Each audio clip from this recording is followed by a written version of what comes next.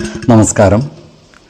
വേദാംഗ ജ്യോതിഷത്തിലെ അമൂല്യമായ അറിവുകളും ആധ്യാത്മിക ജ്ഞാന ഉപദേശങ്ങളും പകർന്നു തരുന്ന പ്രശാന്തം ആസ്ട്രോ ചാനലിലേക്ക് ഏവർക്കും സ്വാഗതം. ഈ ചാനൽ ഇതുവരെയും സബ്സ്ക്രൈബ് ചെയ്യാത്തവർ ഇപ്പോൾ തന്നെ സബ്സ്ക്രൈബ് ചെയ്യുക.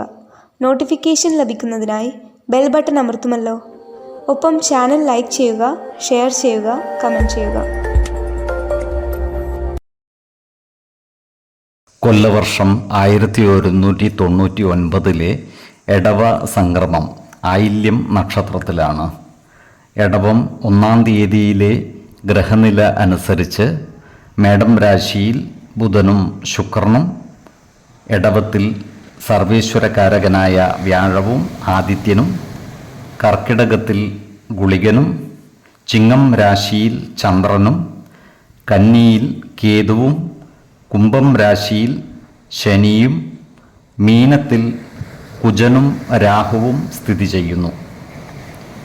അവിട്ടം നക്ഷത്രത്തിൽ ജനിച്ചവർക്ക് എടവമാസം പൊതുവെ ഗുണഫലങ്ങൾ കൂടിയിരിക്കും.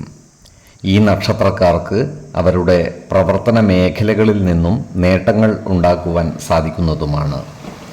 ഈ നക്ഷത്രക്കാരായ ബിസിനസ്സുകാർക്ക് കാര്യങ്ങൾ അനുകൂലമാണ്. ക്രയവിക്രയങ്ങളിൽ നിന്നും സാമ്പത്തിക നേട്ടം കൈവരിക്കുവാൻ ഇവർക്ക് സാധിക്കുന്നതുമാണ്. ബിസിനസ് രംഗത്ത് നൂതന സാങ്കേതിക വിദ്യകൾ ഉപയോഗപ്പെടുത്തുന്നതിനും കാലത്തിനനുസരിച്ച മാറ്റങ്ങൾ കൊണ്ടുവരുന്നതിനും ഇവർക്ക് സാധിക്കും.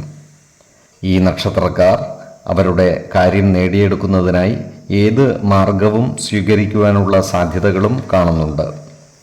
ഇവർ ഏർപ്പെട്ടിട്ടുള്ള എഗ്രിമെൻറ്റുകൾ മുഖാന്തിരം കിട്ടുവാനുള്ള പണം കൈവശം വന്നു ചേരുവാനുള്ള യോഗവും കാണുന്നുണ്ട്.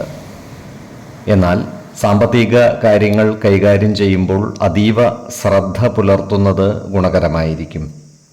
വരവ് ചെലവ് കണക്കുകൾ കൃത്യമായി സൂക്ഷിക്കുകയും അനാവശ്യ ചിലവുകൾ നിയന്ത്രിച്ച് നിർത്തുകയും വേണം.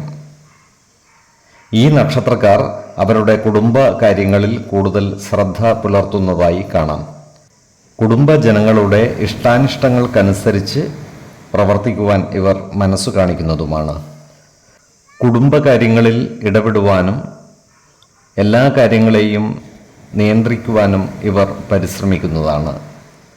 എന്നാൽ അനാവശ്യ ഇടപെടലുകളും ഭാഷണങ്ങളും ഒഴിവാക്കി മുന്നോട്ട് നീങ്ങുവാൻ പ്രത്യേകം ശ്രദ്ധിക്കേണ്ടതുമാണ്. അതുപോലെ ഈ നക്ഷത്രക്കാർ ജോലിസ്ഥലത്തും ജാഗ്രത പാലിക്കേണ്ടതാണ്. അപ്രതീക്ഷിതമായ കാരണങ്ങളാൽ ജോലിയിൽ നിന്നും സസ്പെൻഷൻ വരെ വന്നു ചേരുവാനുള്ള സാധ്യതകളും കാണുന്നുണ്ട്. അതിനാൽ സഹപ്രവർത്തകരുടെയും മേലധികാരികളുടെയും അനിഷ്ടത്തിന് പാത്രമാകാതെ സൂക്ഷിക്കേണ്ടതാണ്. നല്ല വാക്കുകളിലൂടെയും പ്രവൃത്തികളിലൂടെയും എല്ലാവരുടെയും ഇഷ്ടം നേടിയെടുക്കുവാൻ പരിശ്രമിക്കുകയും വേണം. 2, 12, 29 തീയതികൾ അനുകൂലമാണ്. ഈ നക്ഷത്രക്കാർ ജനിച്ച സമയത്തെ അടിസ്ഥാനമാക്കിയുള്ള ജാതകത്തിലെ ലഗ്ന രാശിയുടെയും ലഗ്ന അധിപന്റെയും സ്ഥിതിയും ശുഭപാപ ഭാവങ്ങളുടെ സ്ഥിതിയും ഓരോ രാശിയിലെയും ഗ്രഹങ്ങളുടെ സ്ഥിതിയും അനുസരിച്ച് ഇവരുടെ പൊതുഫലത്തിൽ ഏറ്റക്കുറച്ചിലുകൾ ഉണ്ടാകുവാനിടയുണ്ട്. കുടുംബ ദേവതകളെയും ഇഷ്ടദേവതകളെയും ഉപാസിക്കുന്നത് ഇവർക്ക് ആയുരാരോഗ്യ സൗഖ്യമേകും. ഇഷ്ടദേവതാ മന്ത്രം 108 തവണ ദിനംതോറും ലിഖിത ജപം ചെയ്തു വരുന്നത് ഇവർക്ക് സർവ ഐശ്വര്യങ്ങളുമേകും. നല്ല വ്യക്തി സാധനകളോടെയും ഉപാസനകളോടെയും മുന്നേറിയാൽ സർവേശ്വരാനുഗ്രഹത്താൽ ഇവരുടെ സർവകാര്യങ്ങളും മംഗളകരമാകും. നന്ദി, നമസ്കാരം. ജ്യോതിഷരത്നം പ്രശാന്ത് കണ്ണോം.